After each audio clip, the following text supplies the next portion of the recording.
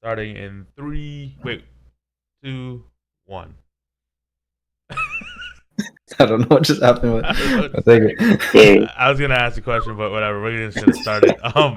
Welcome to 3 Season of Pod, episode 34.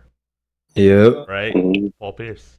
Paul Pierce. So, We're back on the Celtics. I think it's been 3 weeks since we've done a Celtics episode, It might have been something like that. because like All-Star break and then just like not too much going on. Yeah, nothing was going on. We did the NBA. Then we skipped last week, Yeah. and then we're back this week. So yeah, your Which boy, was good. Yeah, your I think boy- it's good that we skipped. It is good because your boy got sick. Oh yeah. And That then was it. I couldn't do an episode, and then but yeah. So jump right into it. Okay, so you guys, I'm assuming stayed up for the game last night, right? Sir. Clearly, we were in the group chat talking about it. I mean, shit. So we kind of talked about this offline a little bit, right? Where the number one conversation going around is Tatum and kind of what's going on in his head in a lot of these games. I won't say all because he has his moments. He's had his marquee playoff moments, but he's also had kind of big letdowns. Yeah. In a sense, I guess. I mean, lack of a better term. it's pretty reminiscent of just like the regular seasons for him too. Yeah. Like when he's got it going, he looks like one of the best players in the league. But we've seen him just go through slumps and just also not perform to the ceiling that we like have seen him before, which is like why why I've never been on the boat of like, oh yeah, he's gonna get MVP and shit. Just in general, like obviously the past 2 years he's had a really good team, so it was possible. But I've never been on that boat because of just like consistency's sake, to be honest. He has such drastic highs and lows for a superstar, and like obviously every superstar and like every great player will go through slumps and stuff.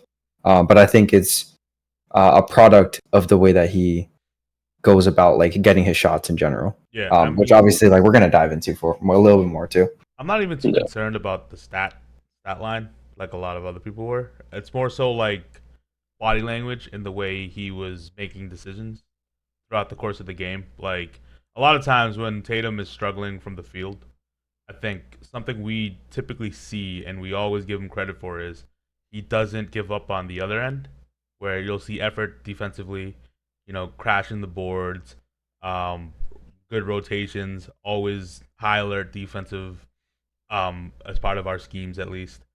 And even trying to set up his teammates when his shots aren't falling. I think that was probably one of the worst games we've seen in a while, effort-wise from him, where he missed out on 2 pretty crucial blockouts towards the end of the game, and it ended up in a Peyton Watson putback and an Eric Gordon putback.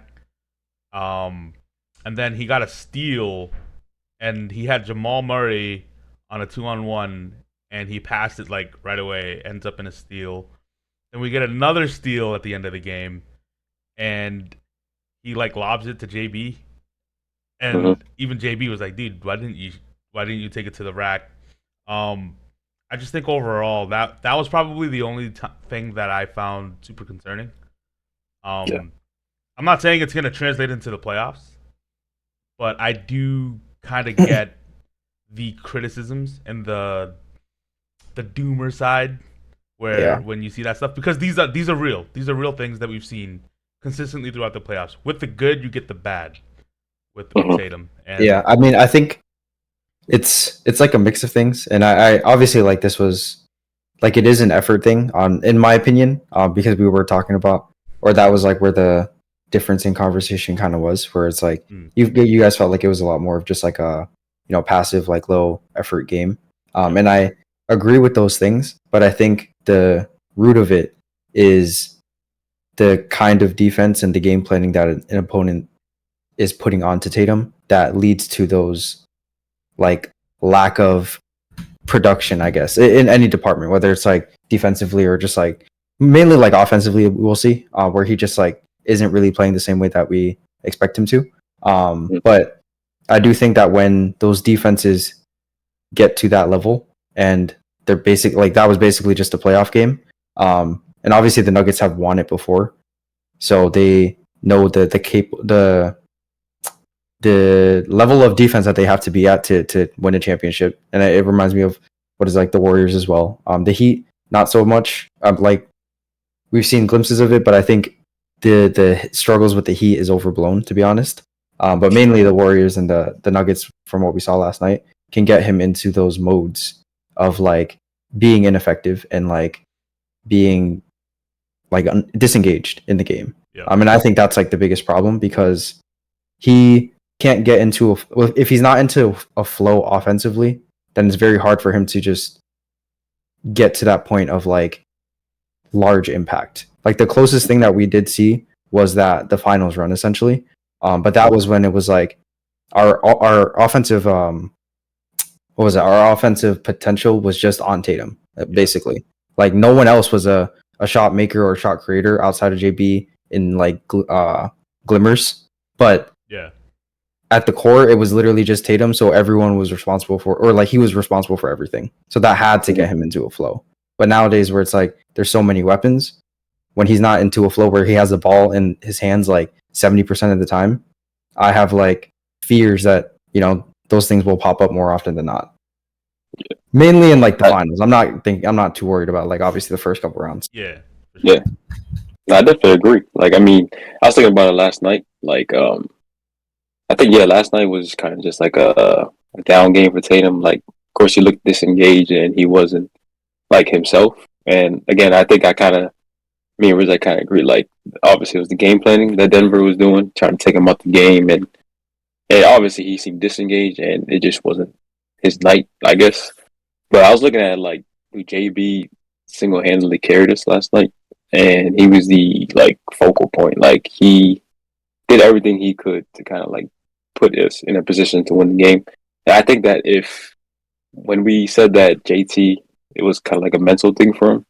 I think the more I was looking at it, like if JT had JB's mentality right now, I think he would be fine. Like that's kind of like, I'm not saying like JB's like where he should be at, but like JT kind of needs to get that mental thing like out the water, and he needs to like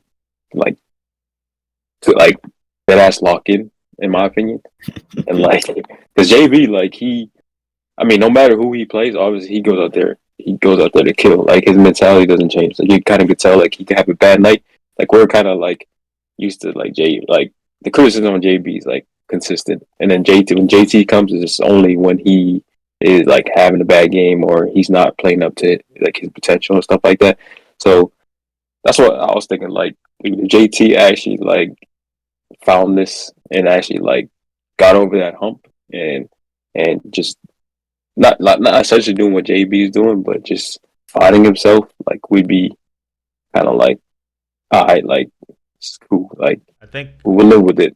For me with JT, and like I feel like he needs to be selfish more, right? Mhm. And not selfish in the sense like take every shot, but like selfish in that, hey, let the offense run through me. And you know I'm the biggest Joe Mazzulla defender, but and really the hierarchy where Ime had it set up was, I felt like, the best trajectory for Jayson Tatum, right? Yeah, no, I agree. Because Yeah. he's so talented, especially with the recent playmaking leap, right?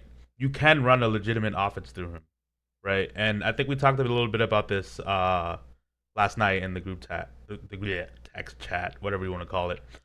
We talked a little bit about this last night, where it was like coming into the league, he was a finesse player, and then he bulks up and he has all this muscle, but he doesn't use it. You know, he settles for a lot of pull-up threes, sidestep threes.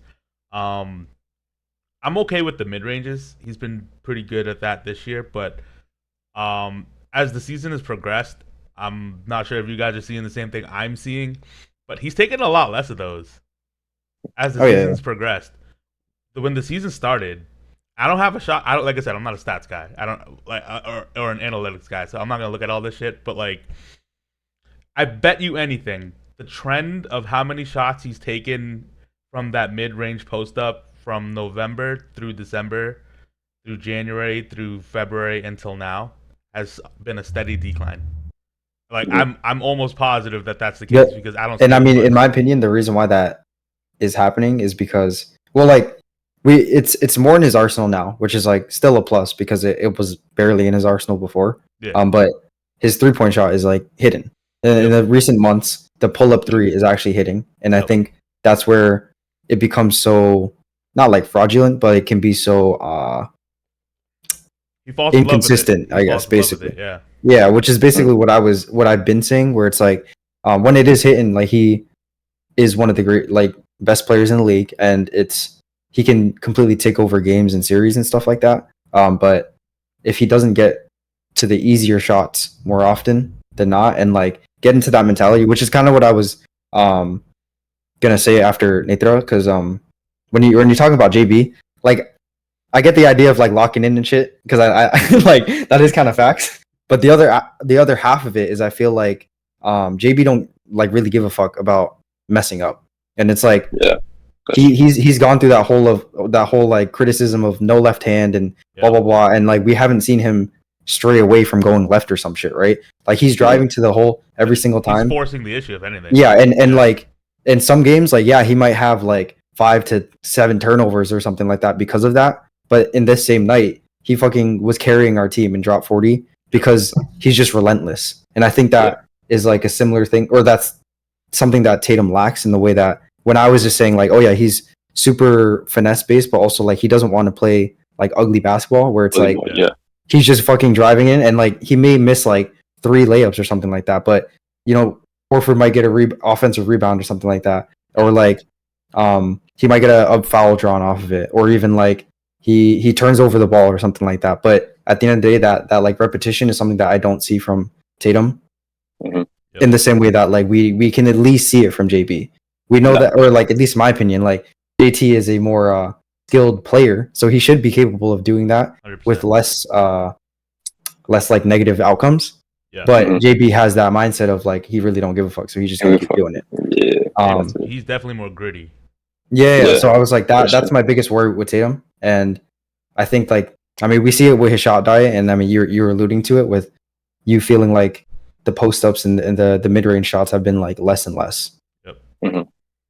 I think. So Yeah. Did you guys see the clip though? I kind of want to get your thoughts on this too. the one where he was talking about like Jalen, his role in the game or whatever.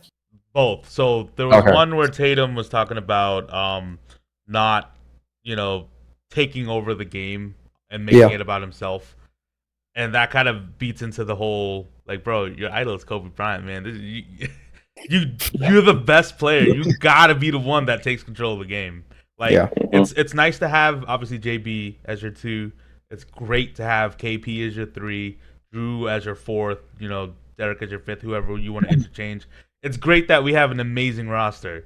But when push comes to shove, this team will only go as far as our best player takes us. And I really need someone to get him into that mindset. And the clip I actually wanted to get your guys' thoughts on, and if you've actually seen it, was the JB clip where he kind of called him out. I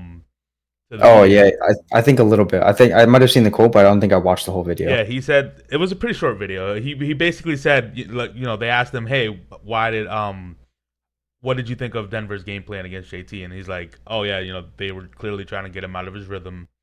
And then he's like, but it's got to come from the top. We got to be able to respond, and take advantage of mismatches. And you need to be aggressive. And it starts at the top, and it starts with Jayson Tatum.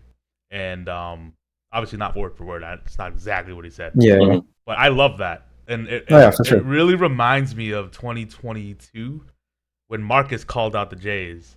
Yeah. Right? That I really felt like that was so needed at the moment because up until that point, realistically, nobody's ever held them accountable, right, in 2022. And then now, I do think the best person to hold JT accountable is JB. Because I do feel like part of his mindset is like, oh, it can't just be all about me, right? In JT's head, it's like, oh, I gotta let JB eat too. When in reality, it's not about who gets to eat. It's about finding ways to win, and finding ways to win starts with you. No, I agreed. I think like, bro, like it's as simple as when the game is like really breaking down towards the end. In the clutch time, it's you got to go to your. Or I was watching it. I'll just like break it down a little bit better. So I was watching a breakdown of the video or of the game as well, and I think it's like Hoops Tonight or something like that, his podcast. But he was basically talking about the idea that when our offense is always the same, and not in a bad way, but it's like we play that like free flowing offense where it's like whoever's got the ball, you kind of make a decision. We trust all of our ball handlers and stuff like that, right? Yep. And that was why Drew Holiday had those 2 big threes at the end of the game, because it's like those are shots that he normally takes in the second quarter or the third quarter. So it's like it's not crazy for us to see him take those shots in the fourth quarter either. But when shit was really breaking down for the Nuggets as well, and like there were so many possessions where it could have swung the Celtics' way, but we just didn't completely execute. Yep. But what got the Nuggets back into their flow basically was they're just running the same action that they know will be the one that like gets them the highest value, which is Jamal Murray and Jokic pick and roll every single fucking time. And it's like, yeah, Jokic is going to get that ball in the post or whatever like that, but at the end of the day, that action is between their 2 best players, and they'll just run that every single time, every possession that they can towards the end of crunch time. And it's like that is something that Tatum needs to like realize and basically just like step up to the idea of like, I'm the best player, like I need to get into my actions. And like I said, I don't know what his action is, which is like the minor troubling part to me, at least. I still think like he's capable of creating something out of nothing anyways. So it's like more often than not, I would still want JT to get that ball at the end because obviously he's our best player. But I think that philosophy and that the lack of like empowering Tatum to do those things is like detrimental for like games like this. And obviously like in reference to like the Cleveland game, like he was, as soon as he was like 0 for like 7 or some shit from the third quarter, it just felt like his ass was not doing anything after that. He was just like trying to get other guys involved in the same way that, you know, he was doing it in this Nuggets game. And both times we just lost because we didn't execute at crunch time. I mean, dude, JT being the best player on the best team in the NBA comes with a lot of responsibility. So, like, with JB calling him out, obviously, like you were saying, like, it's definitely going to be a wake-up call for him. So, like, he needs to just, again, I'm just going to say, like, lock in. Like, JT's got to realize, like, with losing, you know, a leader like Marcus Smart, and then him now having to step into the shoes alongside JB and just lead this team to, you know, finals run. And like JT has to do, it's on and off the court. So being able to be that leader and doing anything that is, you know, needed during the game and, you know, outside, like it doesn't matter. Like JT has to continue to take these steps. Like JB, I think I've seen a lot of growth from him. Like like you were saying, relentless. He's aggressive. He's kind of like built to like that Marcus Smart mold. Like he's learned like from Marcus Smart, and you know, even though they always say like they're brothers at the end of the day, like I think Marcus has really brought out the best in JB, and I think we've yet to see like the full of that in JT yet. Like he still has another like couple more levels he can get to. Like we've clearly shown like he's clearly shown that he's, even though he's considered like the top like when it comes to NBA players in the league, like, but like we can imagine like what he's gonna be once he, you know, overcomes this and he becomes a consistent player. Like Jokic, like in and out, like he's always in conversation of being the best player in the NBA when there's guys like Giannis and, you know, Steph and LeBron, and it's like we need JT to be in that category. Like he is most of the time, but it's like he's never like. For example, like these last 2 games, they will always find a way to be like, all right, he's not top 5 in the league, and he's not going to ever be like what we think he's going to be. So just him kind of like killing that narrative, and just I think when it comes to the playoffs, just like shut everybody up and just do what you got to do. Like it's going to be wraps for the league. I think we kind of talked about this, like not at length, but we touched upon it a little bit in our offline conversation to a degree a few months ago, where we're like, he's still young, but right now he's at that bridge point in his career, right? You're 25, 26, 27. He's about to hit his apex. And will his apex be a 1A on a championship team where he's the guy that leads you to the finish line?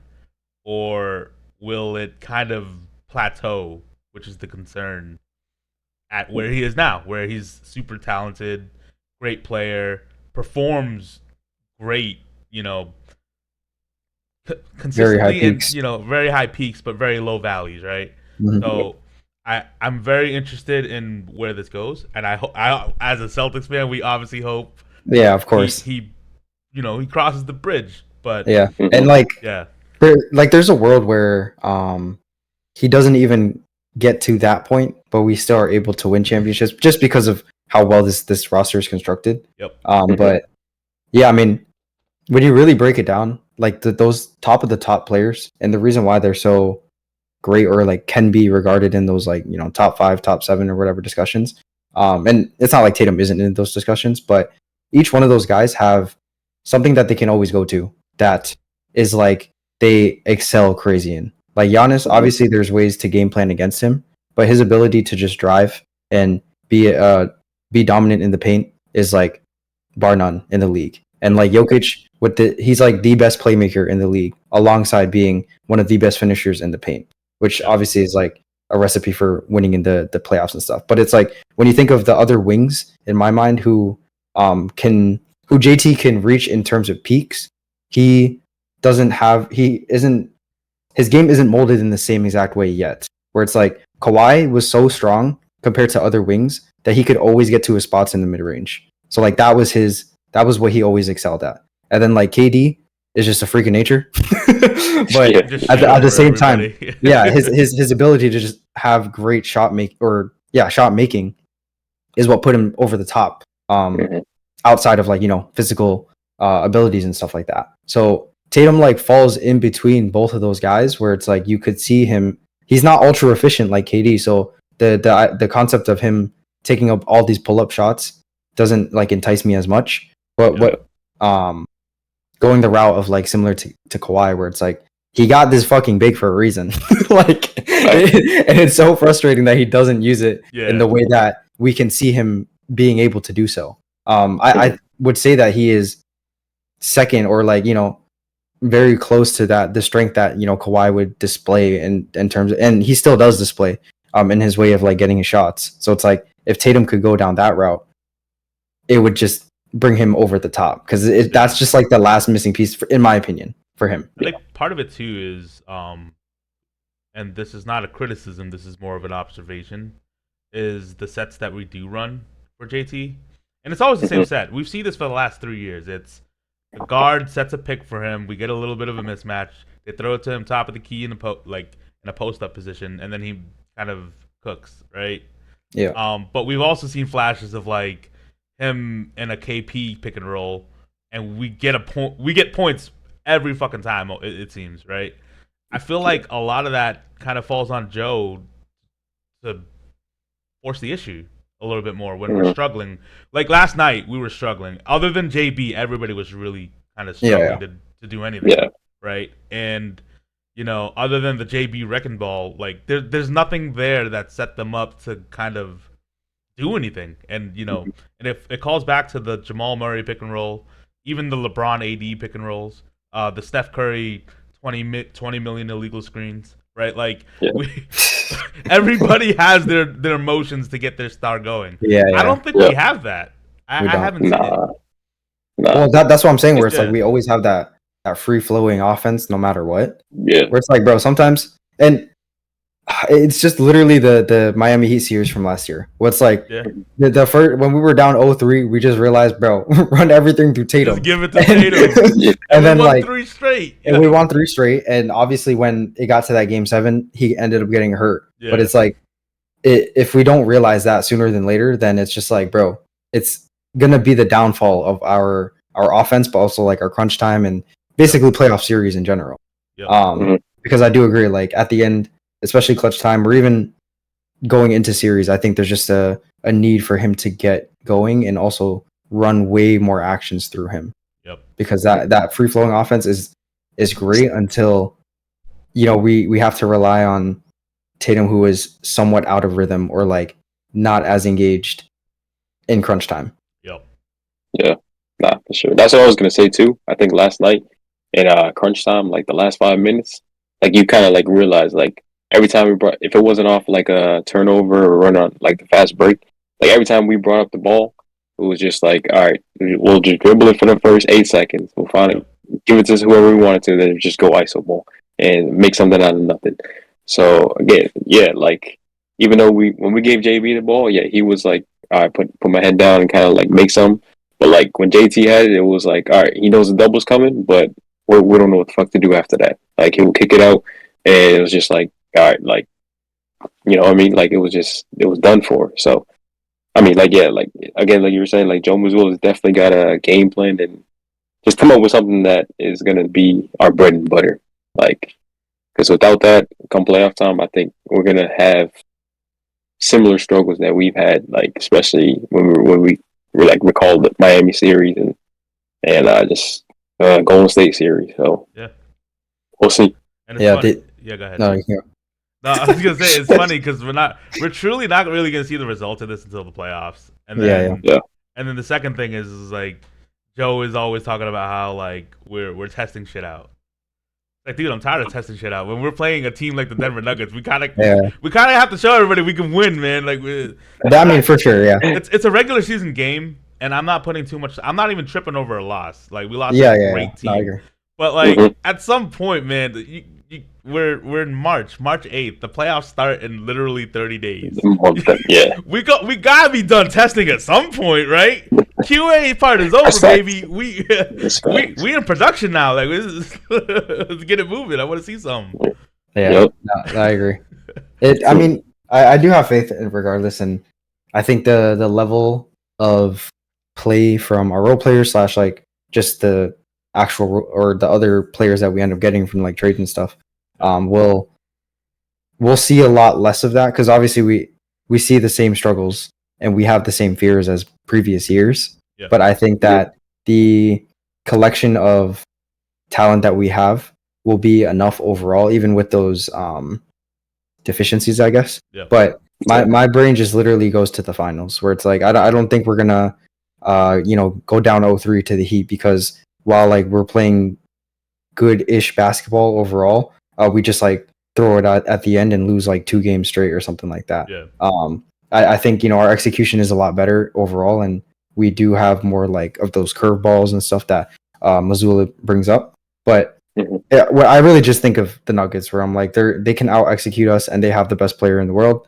So that's like my main fear of us not being able to pull that out.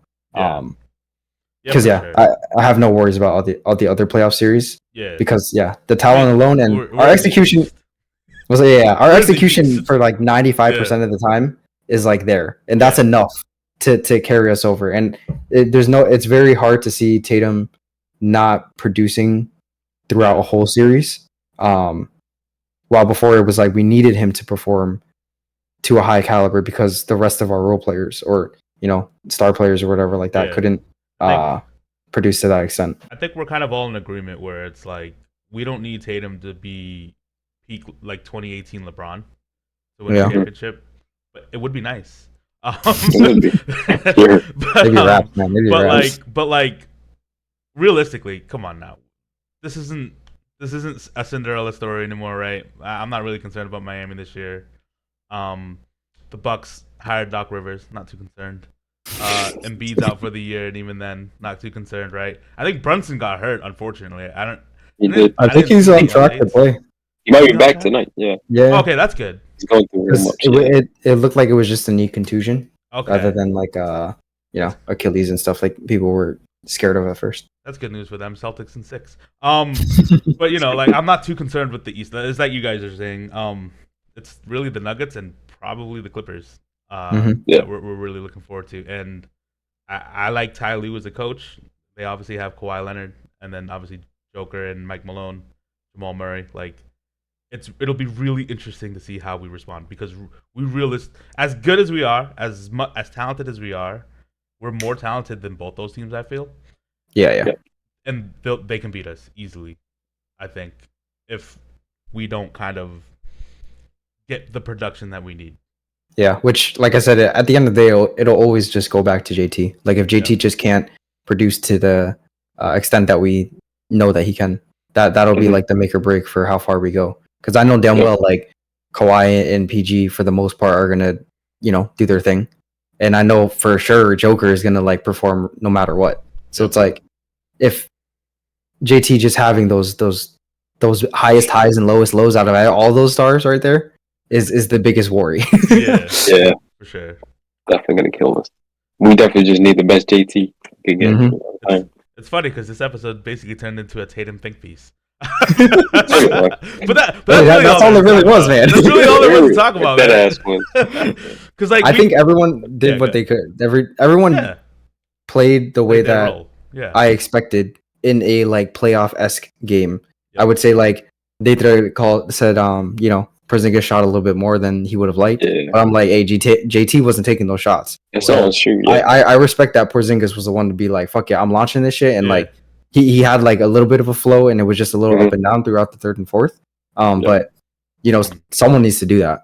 I respect that for sure. And then like we were talking about with JB, I think that the unrelenting, like I have a lot of criticisms for the games that he can display. He has been playing like his best ball for like the past month and a half. So like hella props to him. And if this is the JB that we can get from now on, I'll be way less concerned overall about the Celtics team. We get this JB in the playoffs with a Tatum riser. It's over. It's wrapped. Like this is what we envisioned, man. This is what we wish for. Yeah.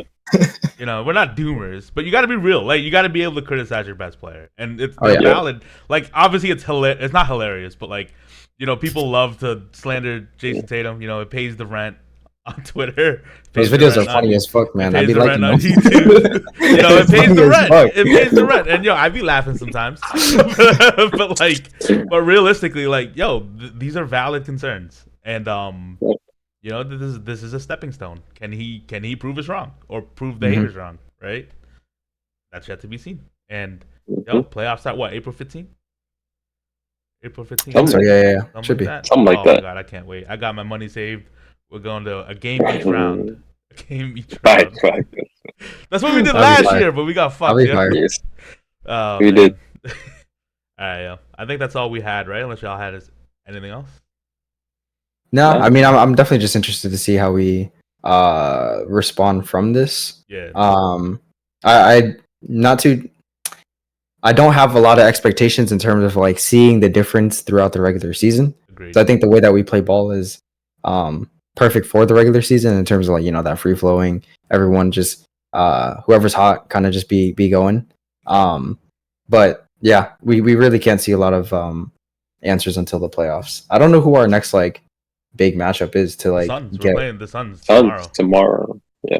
I mean, yeah, but I'm not that worried. I'm not worried. Well, I'm not worried about them, but realistically, there's really no other opponent we're playing the rest of the year. We have a cupcake schedule for the rest of the year. I mean, we get the Bucks coming. Like I know later though. That's in 20th. The 20th March of March. 20th. Yeah. So it's like I want to see like playoff reminiscent type games. Like I don't know if we're gonna get that from the Suns. Maybe we do. I know like JT fucking sees right every time he sees KD on the other side. So like that's good. But yeah, like in terms of an actual playoff environment, I'm gonna be looking at that Bucks game for sure on the 20th. Yeah. Especially because they're like kind of rolling-ish, but I mean they got stopped by the Warriors. And realistically, I mean, looking at the standings right now, it's very real that Indy might be our first round matchup, either Indy or Philly. I would love either one of those. And that'll And then no, like I'm interested in seeing if all this testing leads into anything, because I do agree. I don't know that when it comes to crunch time, can we execute? Yeah, and I mean to be fair, I know if people were to criticize or like talk about us saying these things, we have been better in the clutch, but it's like 100%. It's different against these like playoff environments / like the great teams. It's like. If two great teams back to back, we didn't close out well, and that was a byproduct of our star player not being engaged. Yeah. I think there is something there. We can't just say like, oh, the clutch stats, like we won 20 and we lost like 5. We don't give difference between a clutch moment against the Raptors and a clutch moment against the Nuggets. Yeah, exactly. I don't care about those stats. I love the stat, but like, let's be honest, nobody's scared of Dennis Schroeder. Fact. That's facts. You know what I'm saying? So Yeah. we obviously see there's a problem here. Yeah. But we still believe.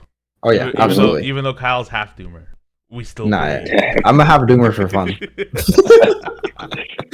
Oh, Nah, man, Look no, at my those thoughts be creeping in my head sometimes. I'm not even gonna lie. Like you be watching the games and then the shots go up and you're like, it's gonna miss, and then it goes in, and then you get happy. You know.